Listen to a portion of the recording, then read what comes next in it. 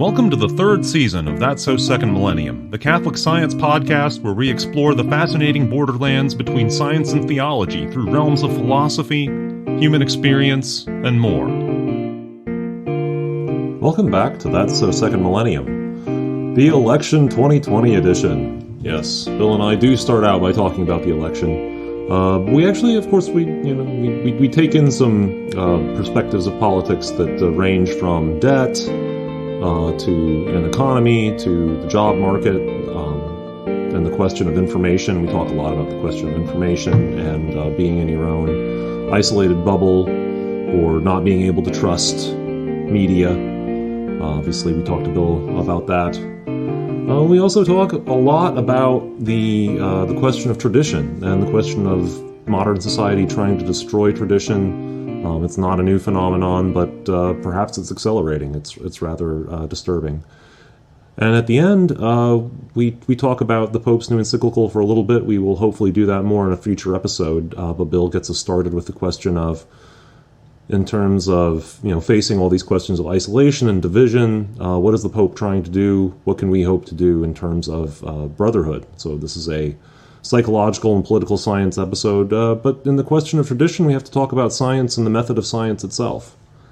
So, obviously by that description you can see that it takes a number of turns, but I think you will still enjoy it. And stay safe, and blessings to all of you, and we'll talk to you again soon.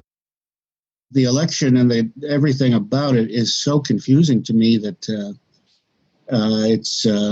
it really is so complex, and it's so revelatory, and maybe that's the kind of thing that we could talk about from my perspective. What have we learned, or what are we learning, and how much does it scare us? Right. Yeah, that's the question. To me, I'm sitting here with many other things on my mind besides, Yes. trying to go down all the rabbit holes. Like, what can I look up on the internet to judge the truth or falsity of, this blizzard of stuff. Right. That's, spinning around, accusations about Trump doing this, that, and the other thing. People on the other side saying, oh no, Biden is a super criminal, and he's grafted himself to the tune of hundreds of millions of dollars off of his positions of influence and whatnot. Right. And I don't know what to believe about any of it. I just don't. Right. No, and that is, what a position to be in. And that we're among the 330 million Americans who are in that position. Right. Yeah. The number of people who actually have firsthand knowledge, or could, go down the street and knock on somebody's door, or have somebody's digits in their cell phone, and like, is this on the up and up? Did any of this actually happen? Right. That's a very small number of people. And all of the solid, this is a really meta and maybe even just more emotive than philosophically insightful.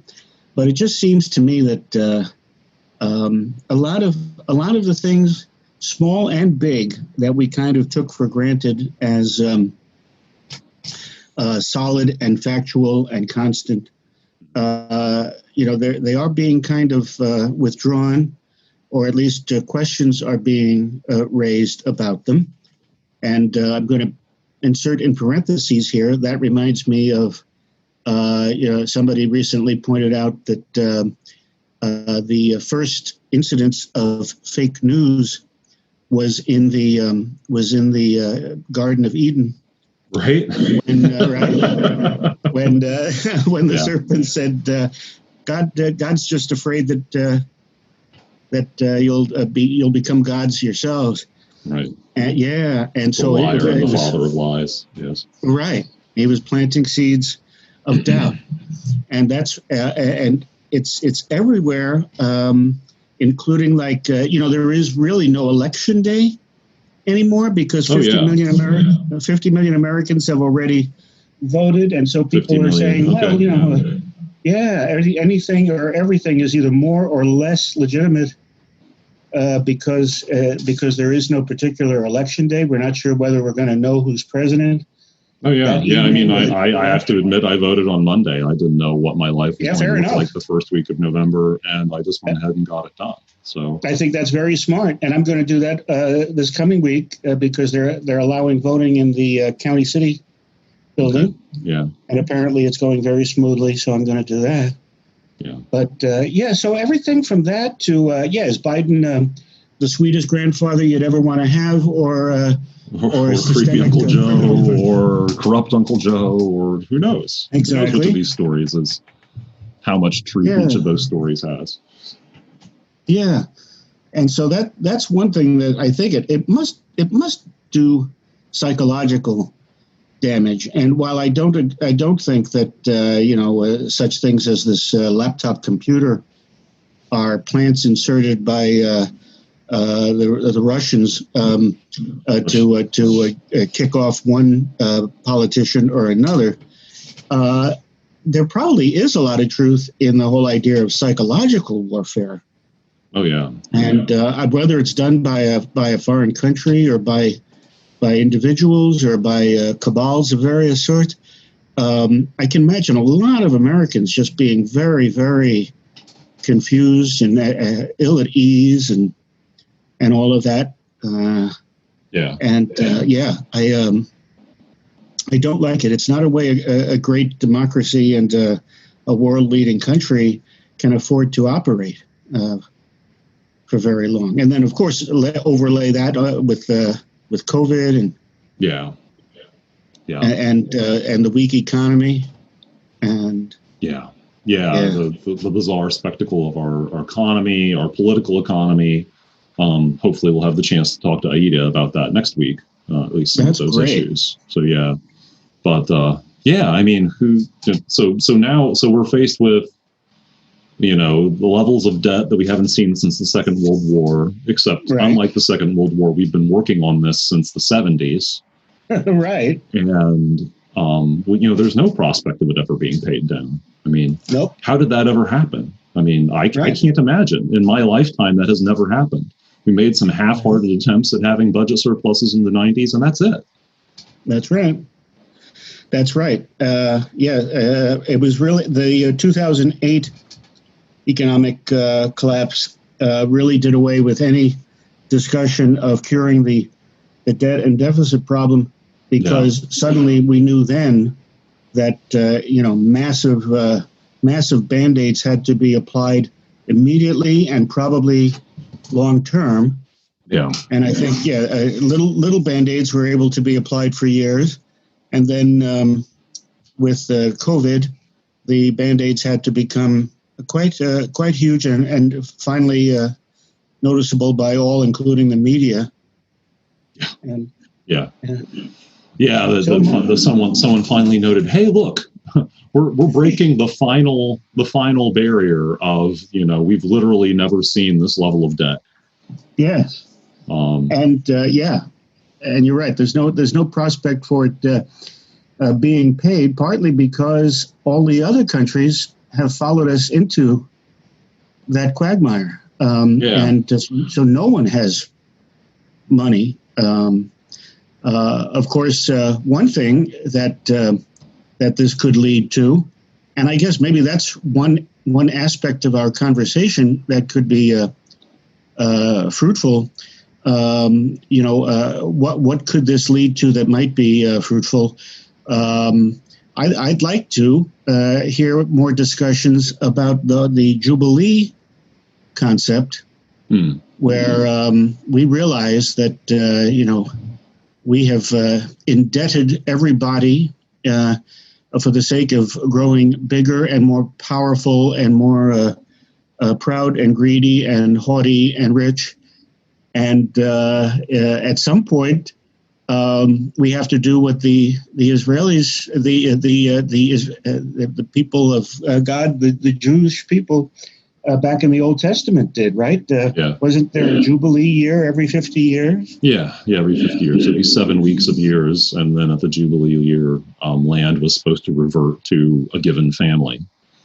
Yeah. And to what degree that ever was played out in practice, I mean, realistically, we can't possibly have the historical or archaeological evidence to say that for certain.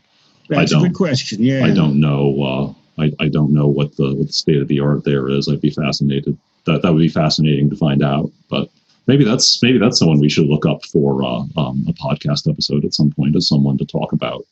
Yeah, an expert on Jubilee. That experience. But yeah, I mean that concept of a Jubilee, and that, you know, people who had sold themselves into slavery would be set free at that year. Right. Those are the two elements that I recall. I mean, and then there's the question of you know, the Sabbath of years, where I think every seventh year they were supposed to leave the land fallow and eat off of the fruit of the previous years, and God promised to make it abundant enough that they could do so. Which to some degree would hark back to Joseph in Egypt, I suppose. That's right. But and then to what degree any of that ever happened. I don't know. I mean, is that part of what the prophets were accusing the Israelites of, you know, at the advent of the exiles, that they had this rule? I mean, that's what the episode with King Josiah finding the book of the law in the temple, and it's like, oh, hey, what's this? Apparently we haven't been referring to it recently. Yeah, really, it's about time. It's a poignant episode where, you know, the priest comes, tells the king, hey, I found this, and the king's like, well, come read it to me. And I guess it's, you know, the picture, I guess, is him in the throne room with however many other people in attendance listening to this, and the king just getting more and more disturbed, and then finally tearing his garment and saying, we're in trouble, folks. Wow. We're in trouble, folks. We haven't been doing any of this stuff. We promised to do this. Our ancestors promised to do this stuff and did none of it, and taught us to do none of it. And apparently did not pass it on as knowledge well enough for it to even be remembered by the king, much less the underlings. Right. And I feel that that's a big part of it too. That the church's weakness in catechetics over the last 2 or 3 decades. The church is not alone. The societies, cultures, the American political system in general, we're all guilty of not having passed on from generation to generation the values that are supposed to make this all work. We thought that the values were a nice add-on, right? To make life better in some voluntary, ephemeral sense, and maybe get us to heaven. But while on Earth, just stick with the system, boys. And so we haven't instilled either the values, the delights of the system, or the responsibilities of the system to young people. But they have a sense of responsibility very much, and they know that something's got to be done. But in the absence of knowledge about the Constitution and those things, it's so easy to just opt for things like Marxism, socialism, those kinds of things. And then the whole question of are we passing anything down? I mean, the whole has the transmission of wisdom and of culture and of, ways to live life, how far has that sunk? How far has that broken in the name of correcting the sins of our fathers? Because by God, our fathers were, our forefathers, our ancestors were racist and sexist and awful and needed to be rejected. And then they themselves, didn't transmit to us, because the process is going on for decades, if not centuries, of that things are not getting passed. Wisdom is not getting passed down. Wisdom has been lost, and where is it going? Where are we going to find it again? Yes. Yeah. And if we're not deeming our forefathers, that term used loosely and non-sexistly, if we haven't really, if we haven't found workable wisdom from them, there really is no reason to keep up their statues, or to keep up things and process and traditions and practices that honor them in any way. Yeah, and of course, the only reading of history that we do is to look at them and say, is to just skim the biography and look for, well, did they own slaves, or did they or did they ever do something at any point that I could interpret as racist? And yes, they probably did. Go ahead, tear it down. Yeah. I mean, is that all we've got? Is that the way things are going to be? I mean, is that how we're going to sort of cleanse, in the sense of erase our memory of racism? Is that really going to work? Yeah.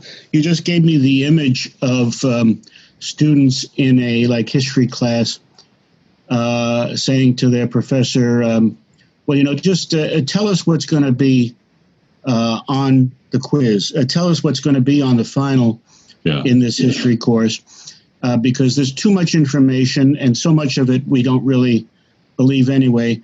Just let us memorize the answers. So give us the 10 check-off points. Yeah, and so that we can then flush them out the back of our head at the moment we're done with the exam. Well, that's right, and that's part of the sinister kind of result, namely that it makes forgetting easier to do, but also the fact that there's a 10-point checklist as a cheat sheet. You know exactly what those 10 questions are going to be, and they're all going to be the easy to remember and oversimplified labels, like was this person or was this event racist, sexist?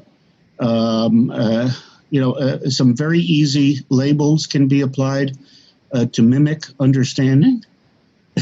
Right. Or to mimic the need, or to an replace extremely crude approximation of understanding.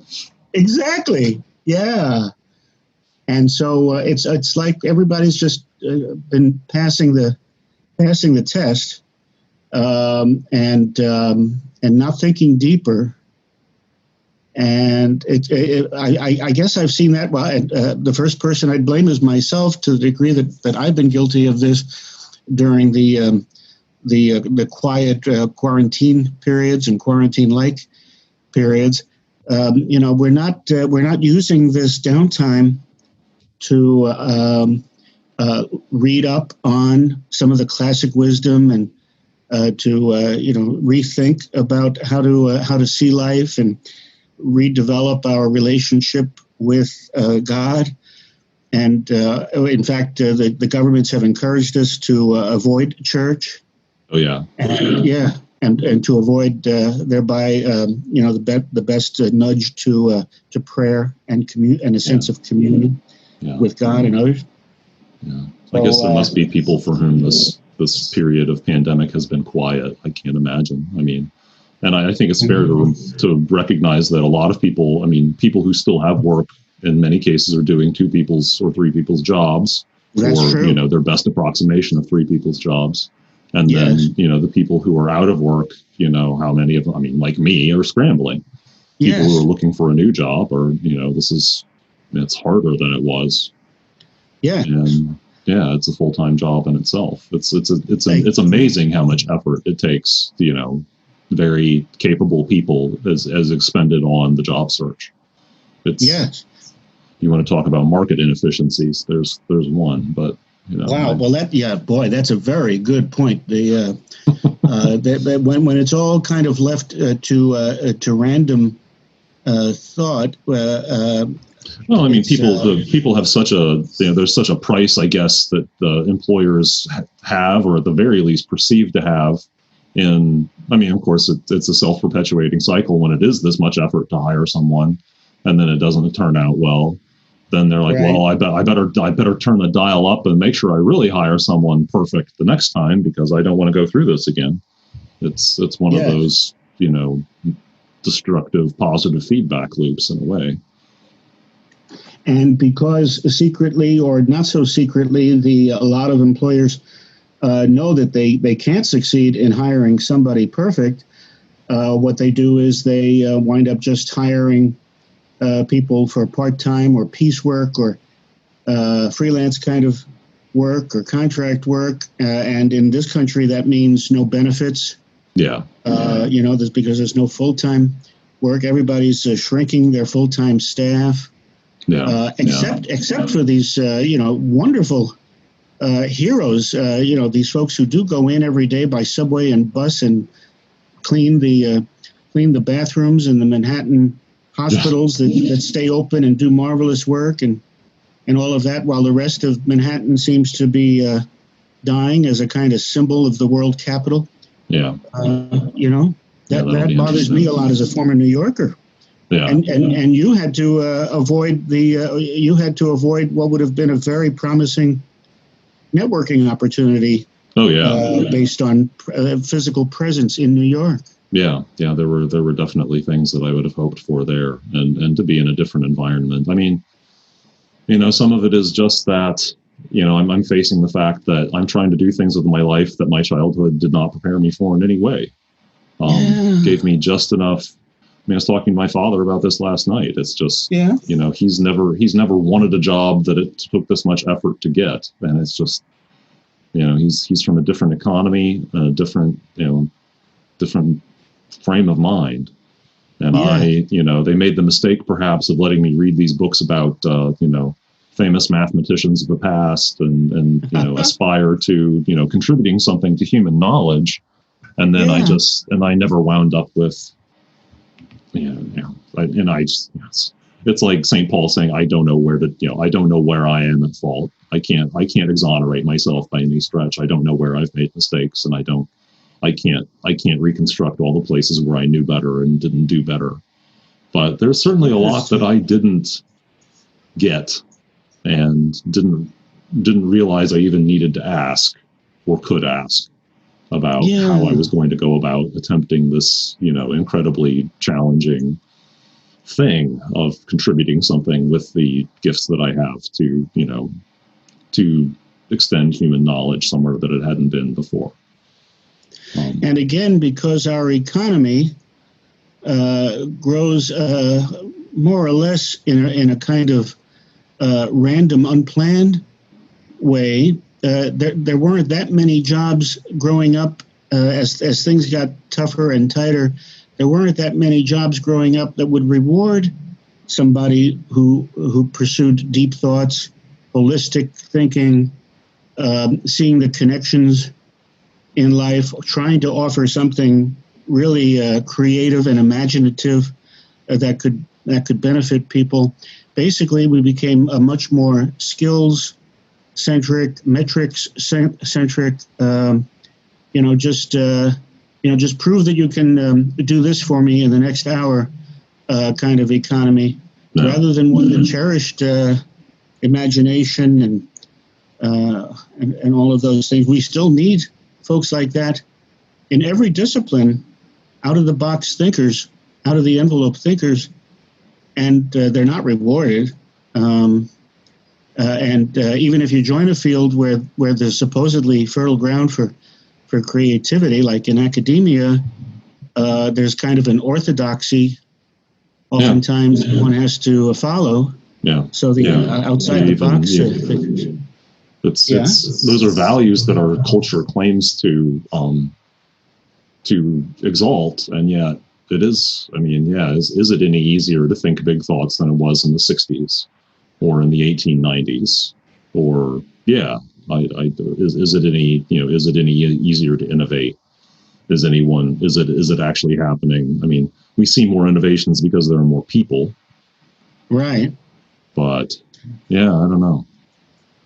Yeah, no, that's a really good question, because I think one of the challenges ahead is going to be somehow reaching a balance between innovation and conservation in the somewhat in the conservative, the politically conservative sense of, don't go too far. Remember tradition. Remember what Chesterton called the democracy of the dead. Yeah. Namely that, don't let the wisdom of the past fade away when you just focus on tomorrow's innovations. Yeah. Yeah. The idea that. How do you balance that? Yeah.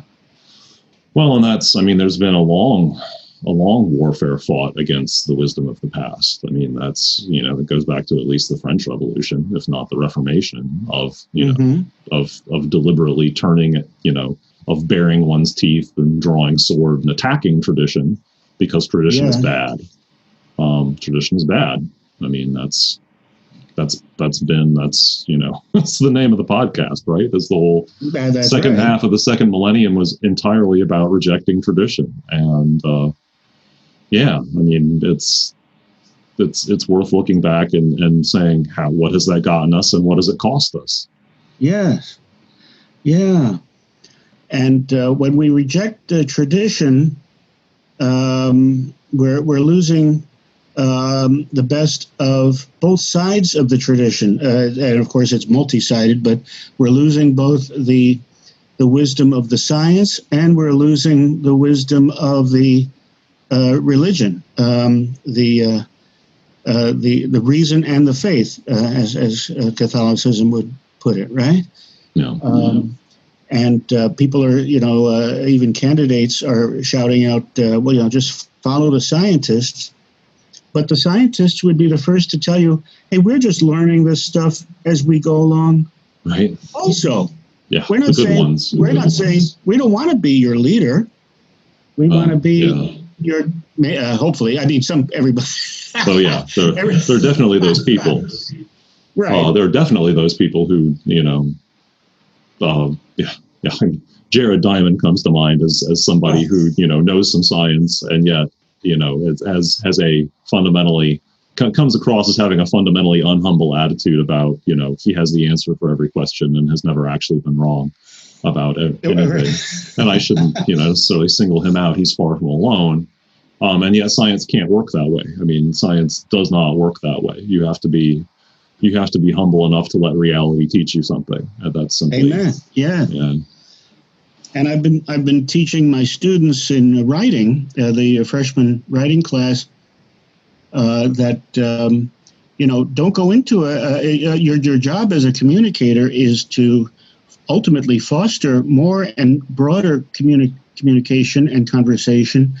And on the way to doing that, you shouldn't enter conversations or interviews where you're not willing to learn something yourself, because you're not really going to add value to your own writing or to your future debates if you're not learning something new all the time. And yet everything about our digital culture where, algorithms exclude other points of view, etc. Yeah. We're just going to hear more of what we already think we know. Yeah. Yeah. Yeah, that's the frightening thing, is that it's just, literally everything that both political campaigns are saying could be completely false. And we'll just, you'll just sort of spin off into whichever cocoon, and it's playing off of our existing psychology. It's not like people in the 20s wouldn't, pick up their favorite Republican or Democratic oriented newspaper. But gosh, it's harder. I mean, it's so all encompassing now. Yeah. It's so hard to, it's so easy to forget to get out of that cocoon at all, or to be intimidated by trying to get out of the cocoon and realizing that, there's going to be a certain amount of psychological pain, getting out of this cocoon, even if I've come to the conclusion that I don't trust the cocoon that I'm in. Right. Even if I approach it with that realization, it's like, what do I want to go over there? And then slough through this whole, trying to figure out whether these people that I don't even like, at least I like these people in my cocoon, at least some of them. That's why I'm in this. That's why I fell into this cocoon in the first place. Right.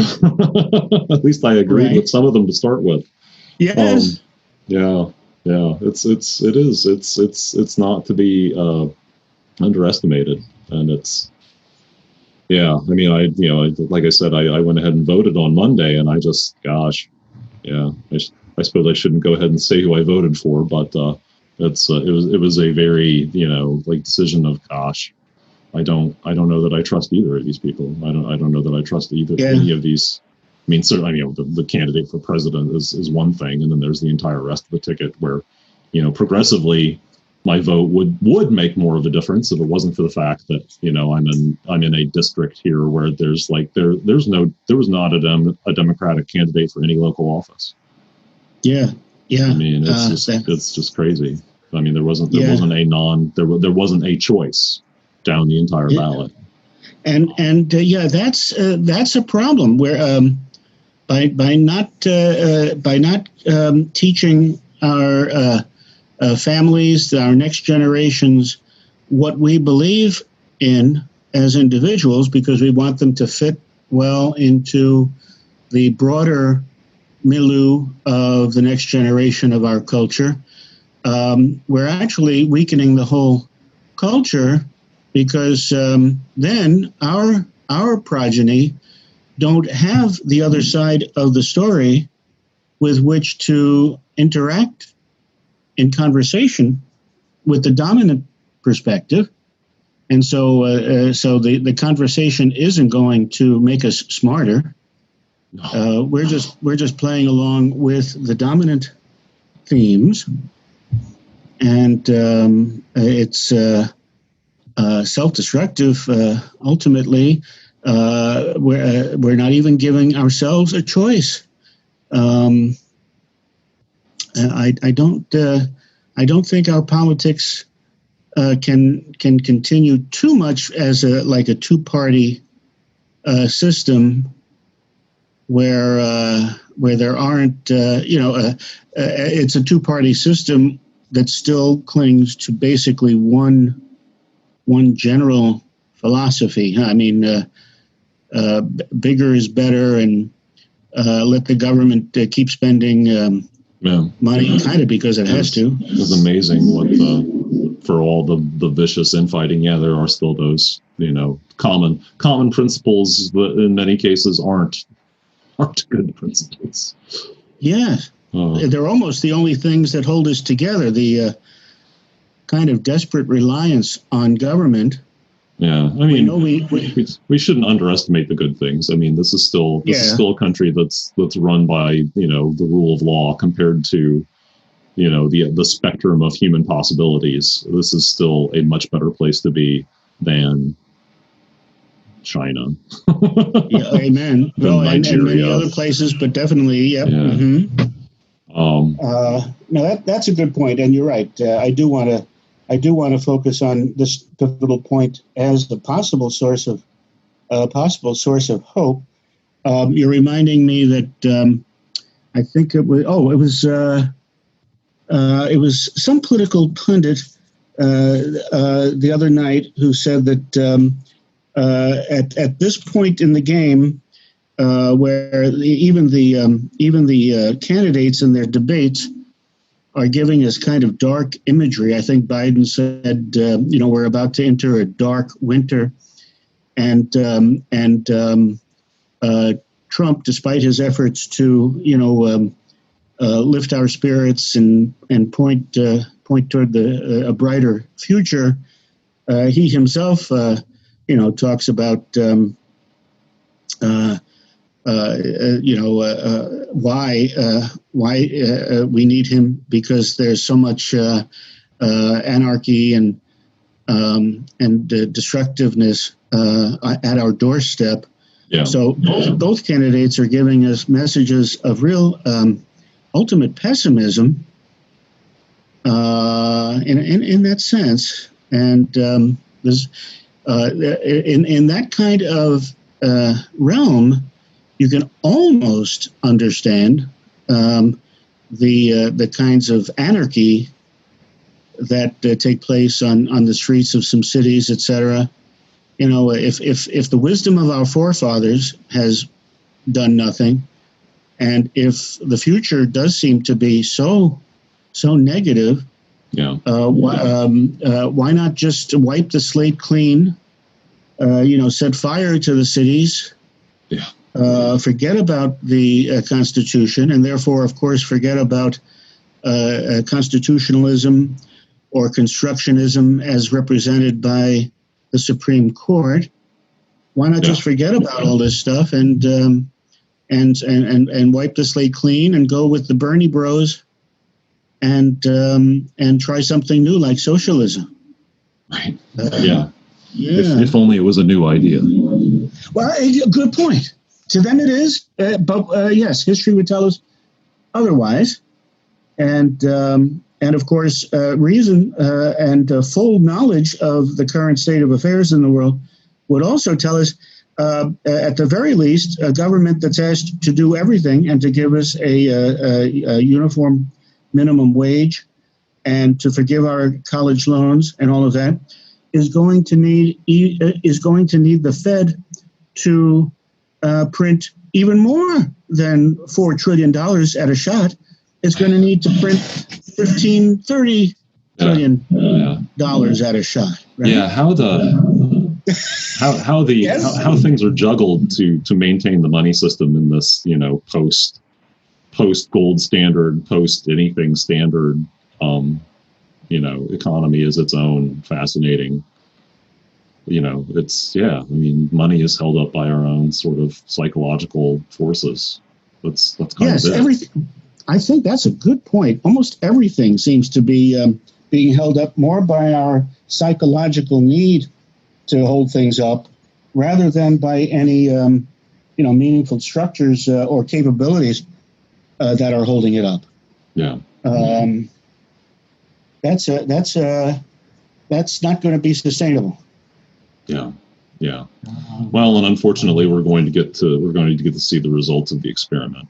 Is simply, I don't see what forces are going to derail it prior to some sort of, serious stagger. Whether it's going to be an actual apocalypse or not. I mean, there's obviously going to be. I'm going to live through some sort of tough times in the next 40 years. Right.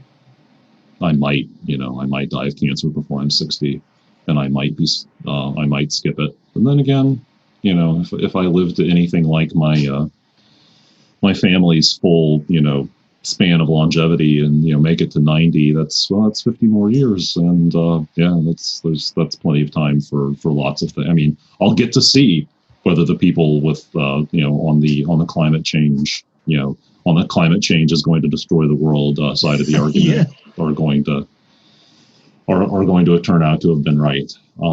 50 years from now should be enough time to, most of the people from, the middle of the road, climate change is bad, on out to the fringe. That will take care of it. I'll at least get that much satisfaction, I guess. But yes, yeah. And the other thing that's, I meant to add a second part to that story about so here's what was said by that pundit. He said that Republicans are being told at this point in the campaign, hey fellas, things really are kind of dark, and we really are at the precipice, and this is the most consequential election in American history. So it's time to come home, even if you're a never Trumper, or if you have a legitimate distaste for how our governance is going.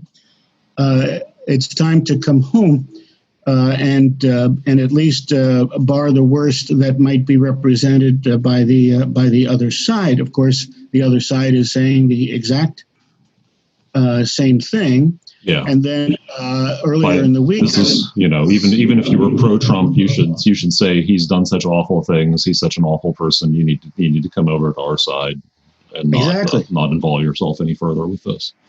Exactly, and in fact, that is very much a part of the key talking points of the Democratic election, and one can understand it. And then add to that the religious dimension, where a week or two ago I read something. It might have been by Archbishop Laurie. It was something by one of the archbishops commenting on Pope Francis's new encyclical, which might be something we want to talk about. Oh, yeah. Yeah, definitely. Because he said the message, the takeaway message from the Pope's encyclical that he gets is these are not good times to go it alone. In other words, now is a good time to stick with the church despite its flaws as a human institution. And what the Pope is saying is, let's not just think of our brotherhood of man in even a local way or even a national way. Let's think of a global brotherhood of man, where we're, for the first time in a long time, we're all facing the same problem, namely COVID, and we're also facing all the same other problems, like the failure of all of our central banks impending, and other things. So I really liked the Pope's encyclical, where he said, let's expand that concept of fraternity. And that was the name of the encyclical, right? Fratelli Tutti, all of our brothers. All brothers, yeah. And a little sad that it seems like we're jettisoning the idea of the titles being in Latin, but I guess that's just me, the classicist over here. Fair enough. No, I mean that was one of my concerns. Yeah, that very few of the treatments of the encyclical, even in the Catholic media, they didn't mention the Latin, the translation of the Latin. It was neat that it was actually from Fratres Omnes, or right. Well, in this particular case, it was a quote straight from something that Saint Francis had written, and he was a master at seeing people as his brothers and sisters. Yeah. But to think of that in global terms at a time when we're moving much more nationalistically, as populists, as people painted into their own corners in their own quarantined rooms, and not really feeling like they're part of any greater communion, let's say.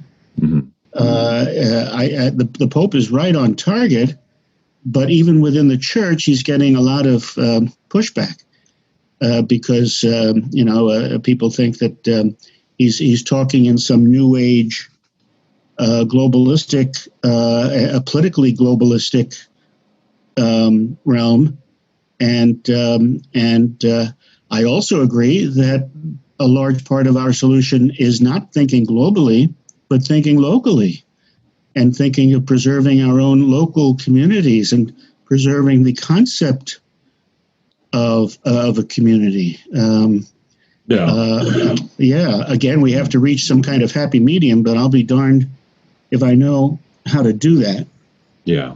I mean, humanity is an abstraction for all of us. It's people that we've actually seen and people that we actually interact with, and that we abstract from there. And that's all we have to work with is who we've seen, who we've read about, and whose stories we've internalized. Thanks for listening to this episode of That's So Second Millennium. TSSM's audio producer is Morgan Burkhardt. Our theme music, Igneous Grok, was composed and performed by Vin Marquardt. For my co-host Bill Schmidt, I'm Paul Giesting. Until next time.